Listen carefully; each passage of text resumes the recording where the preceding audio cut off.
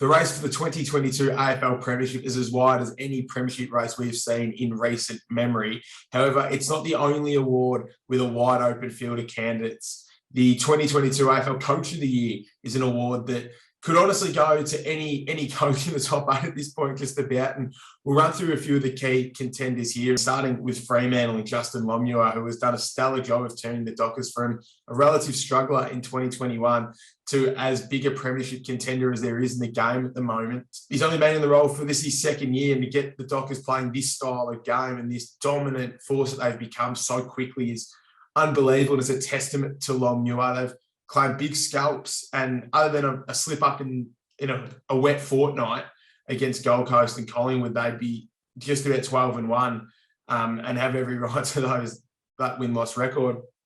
I mean, Longmuir even recognised after those two losses that the group had got ahead of itself, and his ability to rein that group back in and then have them prepared to perform against Melbourne and Brisbane and pull off two terrific wins when they weren't favoured to get either of those after the previous fortnight just shows how good a coach he has been. Another coach that's come in and had immediate impact is Michael Voss at Carlton.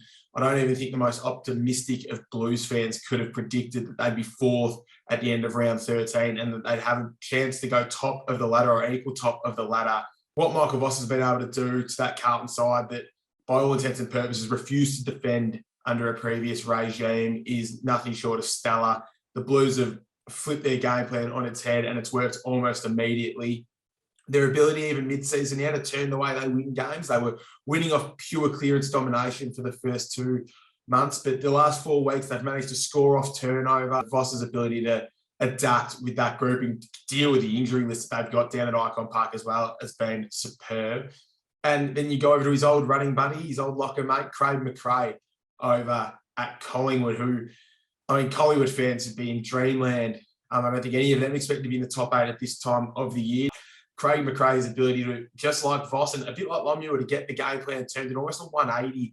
We saw Collingwood under Nathan Buckley were very safe and a little bit boring at times and tried to protect their defence. And Craig McRae has come in and they've put speed on the ball and they played a frenetic pace and they play some mad ball. It's some genuine circle work at times what the Pies do, but that's how they want the game on their terms. And when they get it on their terms, they're very hard to beat. They've had some big scalps. They've beaten St Kilda, Carlton, Fremantle, and now Melbourne. They probably should have beaten Geelong as well. So they've had some big scalps on the way, the Pies. So I think those 3 men, Craig McRae and Michael Voss and Justin Longmuir, they're your 3 main contenders at this point for Coach of the Year. It'll obviously all depend how their teams go heading into finals, but I mean, for 2 new coaches and 1 relatively new coach to be leading the race, I think it's a great sign for those men and the teams they've built.